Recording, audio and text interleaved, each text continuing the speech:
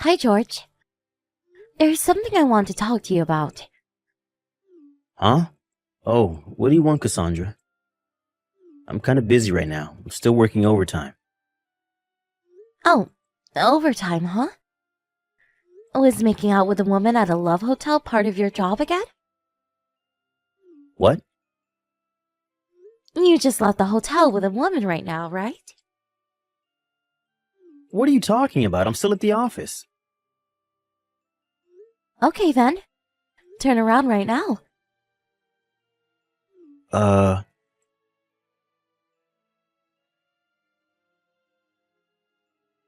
what is the meaning of this? Wow, you're pretty fast when you run away. What's going on? What did you do? You didn't tell me that you would be there when I turned around. How did you know I was here? I followed you here. And why would I tell you? That would have ruined the whole purpose. You followed me? This is called stalking, you know. Well, the goal was to find out if you're cheating on me or not.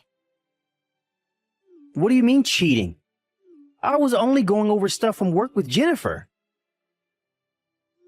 You were talking about work. At a love hotel? Come on, I'm not that dumb. Yes, I was. There's nothing strange or suspicious about it. I was trying out a new method of marketing, you see. There's no such method of marketing. It's a marketing method I came up with. Huh? You know how I'm going to inherit my father's company, right? I thought that we should incorporate such new methods of marketing into the company, you know? You must be an idiot to think I would believe what you're saying. What? Did you create a report on the effects and results of making out with a woman who's not your fiancé at a love hotel? Using the company's products or something? Doesn't your father's company make appliances for office work? Did you tell your father, the CEO of the company, and your mother, the head of research and development, about this new marketing method of yours? Shit. Trying to make any excuses is just going to make you look pathetic, you know? Fuck. Fine, I admit it. I prefer Jennifer over you. You mean the woman you were with just now, right? Isn't she a new employee?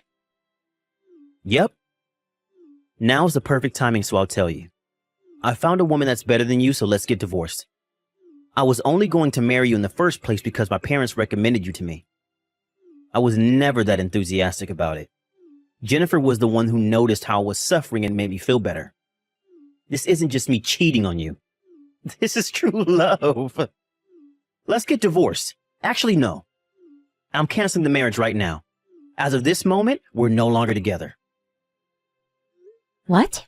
Are you sure this is what you want? Yep. My body and my soul both now belong to Jennifer. Ah, I see. Thanks for breaking up with me. What? What do you mean, thanks? Yep, I was worried a bit as to what to do if you refused to cancel the marriage. What? Why would I refuse to cancel the marriage?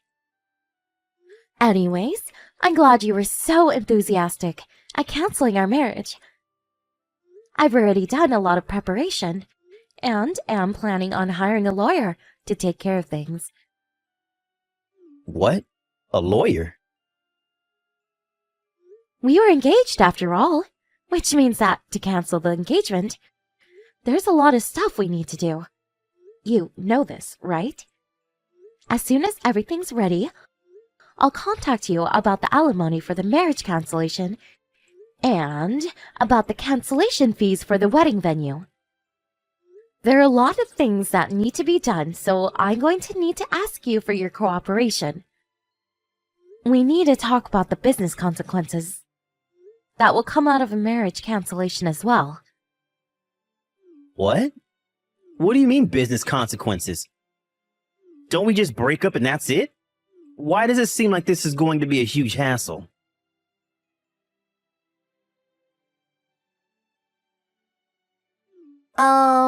You're Cassandra Phillips, right? This is Jennifer Norris, George's new girlfriend. I wanted to talk to you, so I got your phone number from George.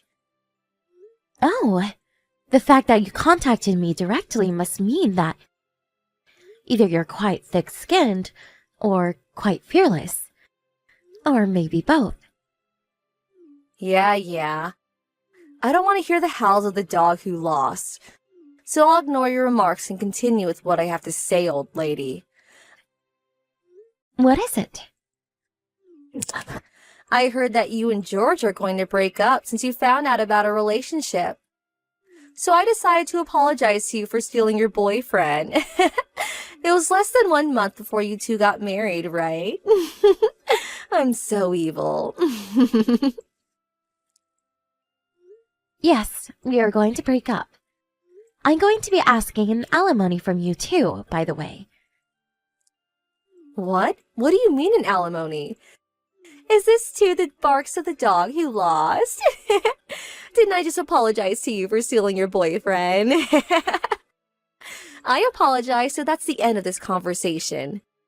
You already agreed to breaking up with George, so everything's been solved and we can all happily go our own ways. Yes, I hired a lawyer to take care of things, specifically to make sure that we can all go happily on our own ways once the marriage cancellation has been made officially. Huh? You hired a lawyer? Why did you go out of your way to do such a thing? Oh, I understand.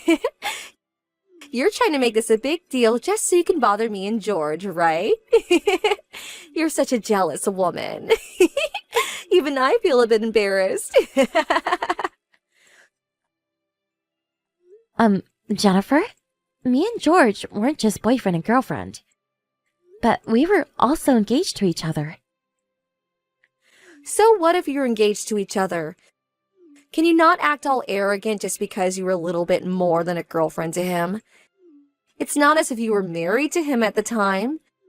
And besides, love is free.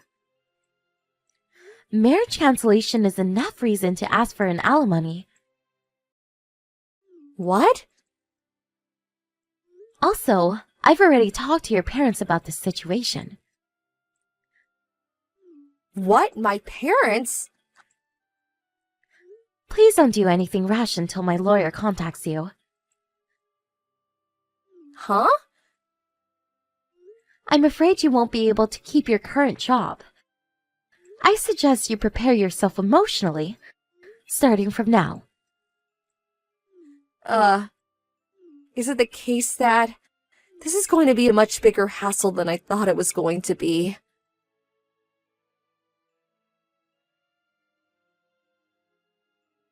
Hey, Cassandra! My dad just told me that he's going to make one of the senior managing directors the next CEO, not me. Did you have anything to do with this? Not only that, but he's locating me to a small branch company based in some rural area. What did you do? It's not that I did something, but that your father was forced to make these decisions because of what you did, no? What?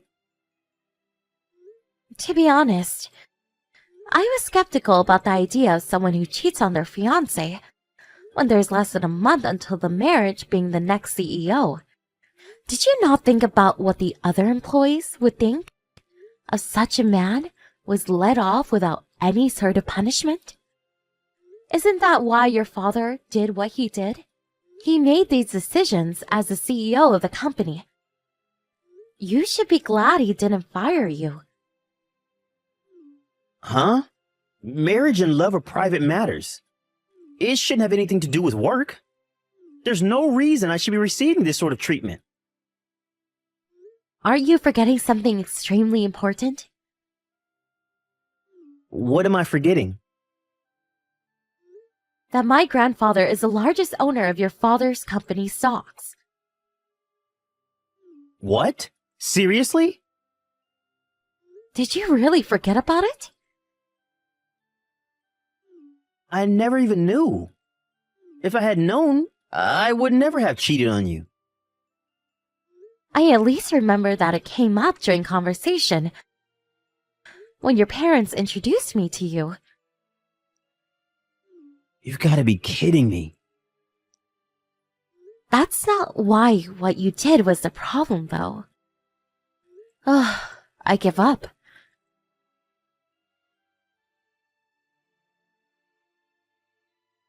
Cassandra, is it true that your grandfather is the largest owner of stocks at our company? Yes, it's true. So it is also true that George is not going to be the next CEO anymore because he angered your grandfather? While it's true that my grandfather is furious at George for betraying me, it's more that he didn't think that someone who would cheat on his fiancé a month before the wedding was fit to be the next CEO of the company. He asked for George's father's advice, the CEO of the company, as to what he thought. As the largest stockholder of the company, and not as my grandfather. Apparently, the CEO had the exact same opinion. That's when it was decided that he would no longer be the next CEO. Seriously? And to think that I was going to be the wife of a CEO. Damn it. That means that there was no point in me stealing him from you. I knew it. So that's what you were really after, huh? Yes, and that's what you're after too, right? That's the only reason why you would immediately think of asking me for an alimony as soon as you found out the marriage was going to be canceled. I'm only exercising my legal rights as a person who was cheated on by their fiancé. Besides, I already earn enough money for myself that I don't really care whether my husband is a CEO or not. What? I'm not going to tell you about my job, because I don't want you two doing anything that might harm my business. But I'll just tell you that I'm not interested in any money from my husband.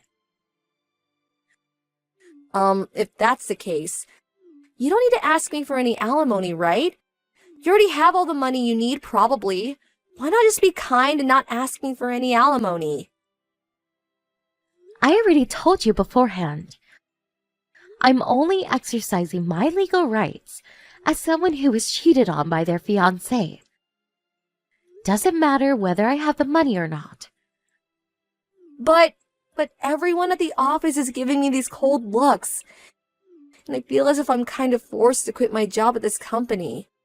If you take money from me, then I don't know if I'll be able to get by. So can you just, please? Don't you think you're messing around a bit too much? An alimony is an expression of sorry in the form of money. You can't just refuse to pay or demand a decrease in the amount without any proper reason. It's just out of the question. But it's true that I don't have any money. Bothering me about it is not going to solve anything. I'm only answering your text to answer any questions you might have. But having to deal with someone who doesn't know anything is quite tiresome. Please talk to my lawyer from now on. Fine, let me some money then. Then I'll pay your alimony. Are you telling me that you're going to borrow money from the person you're supposed to pay an alimony to and use that very same money to pay the alimony? Huh? Wait, what? It seems that you're so disoriented that you can't even think straight anymore. What? That's not what I meant. Wait! I think it would be better if you talked to my lawyer. Not me. Goodbye then. Hold on! I thought that I would become a celebrity after I became the wife of a CEO, which is why I used up all of my savings. I seriously don't even have any more money. Cassandra, please, do something about it.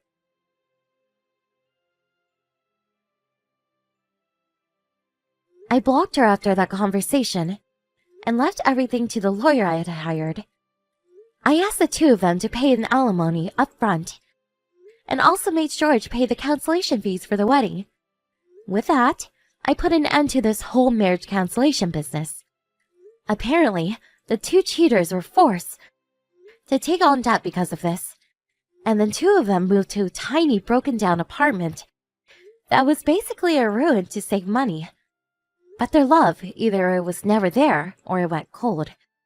As soon as they see each other's faces, they immediately start insulting each other. The psychological effects of constantly living in an irritated environment is taking effects on the multiple part-time jobs they're taking as well, it seems. They keep on making mistakes, and the two of them were eventually fired. They no longer had no means to make a living anymore in their hometown, and left for someplace else. What happened to them after that? I don't know.